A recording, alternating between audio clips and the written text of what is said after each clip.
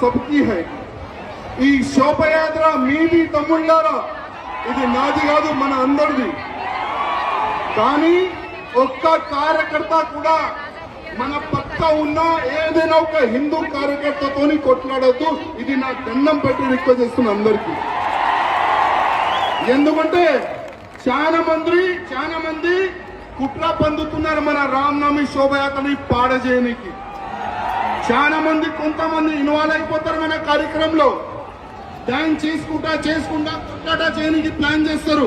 కానీ మనము వాళ్ళ ట్రాప్ లో మనం పడకూడదు. మనం జాగ్రత్తగా ఉండాలి. ఎవరైనా కొట్లానికి వస్తే చెప్పాలి, భయ్యా జై శ్రీరామ్, నువ్వు కూడా రామ్ భక్తు, నేను కూడా రామ్ భక్తు.